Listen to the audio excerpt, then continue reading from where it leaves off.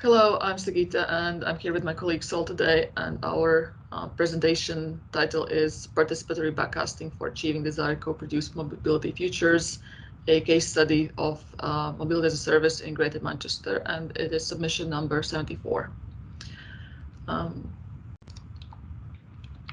So to start with, we are a group of researchers from Manchester School of Architecture and from a Complexity Planning and Urbanism Research Lab. So in our approach in research, we use complexity framework to develop new digital tools and approaches to studying all kinds of urban issues, ranging from transport to built environment and so on.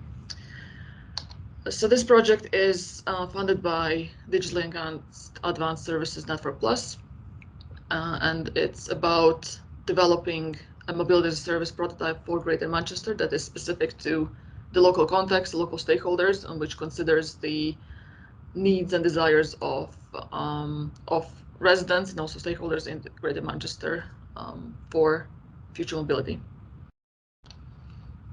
So to start with, because obviously mobility service is a large domain which has many different applications, many different approaches. We did a bit of review ourselves to establish what our position on mobility service is. So for us, it is a user-centric multimodal mobility service platform that delivers optimized advanced services for all involved parties through utilization of novel technologies and data. So we are quite focused on the data and the novelty aspect of it. So what new possibilities can we do by introducing new technologies and data and into the whole system? And we also looked at it from the kind of business models perspective. So we looked at different types of MaaS platforms out there and different approaches to MaaS and ranked them from centralized to decentralized systems. So for example, in more rural areas with less mobility coverage, more decentralized models are proposed, which mean different types of partnerships, sharing models, and so on. Whereas in urban areas, which already have existing transport networks, we deal more with models which are centralized, meaning that the local authority or local transport operator is the one who owns the service and provides it to the users and the others.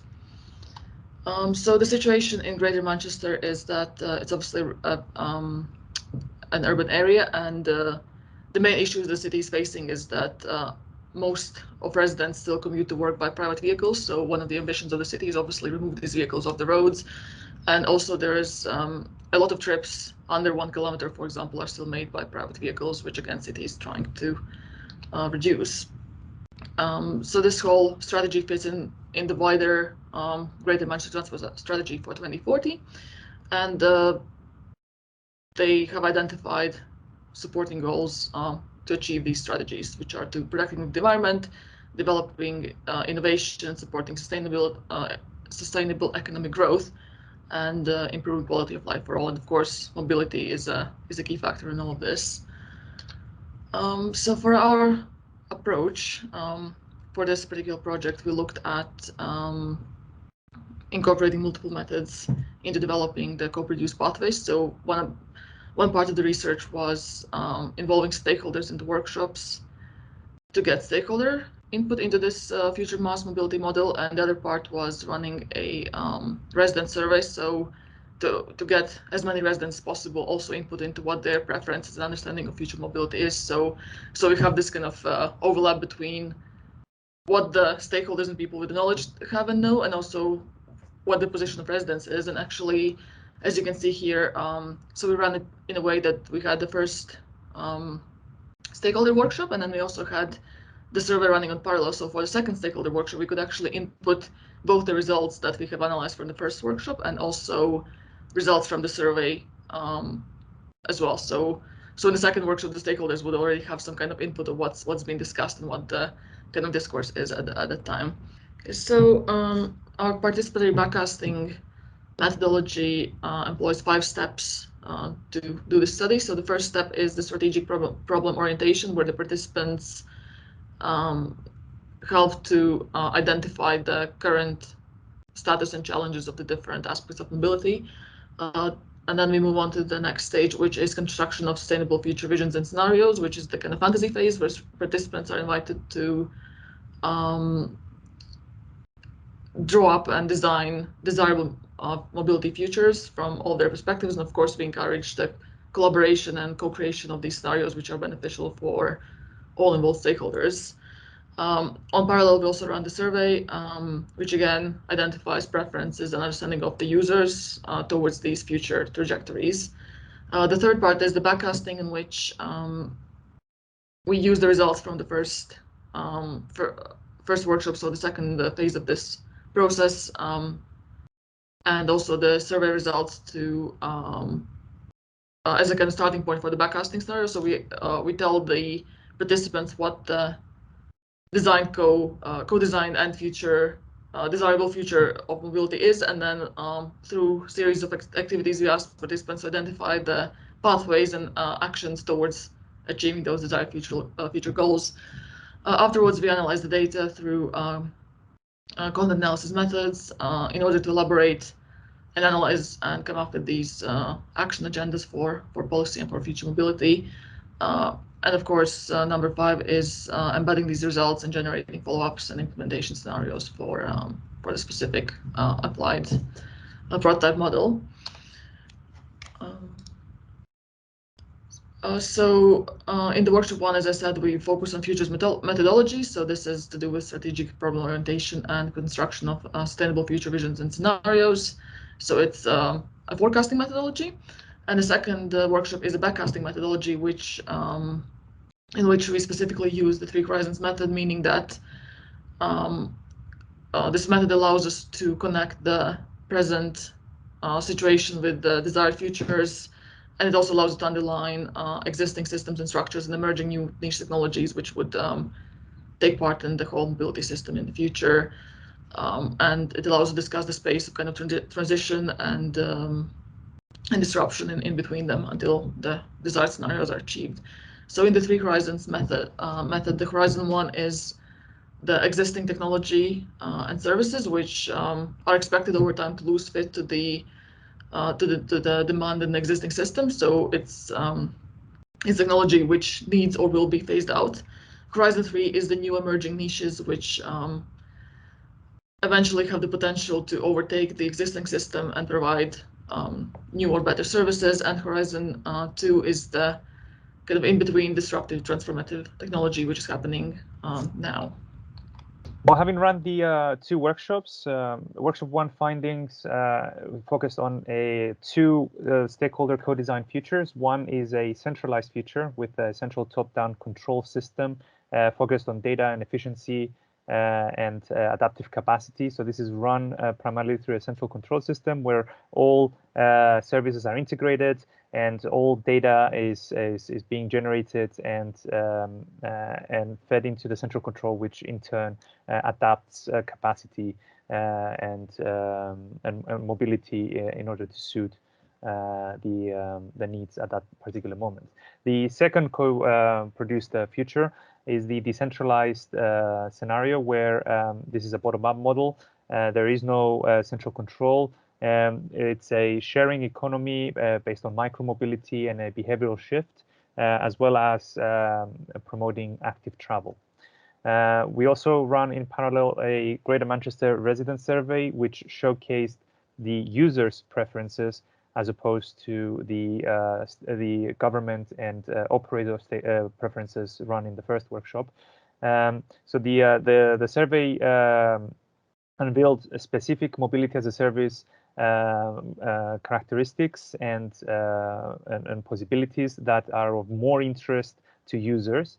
And then the data from the first workshop fed into the second workshop, where government and operator stakeholders took part in the creation of a 3 horizons timeline.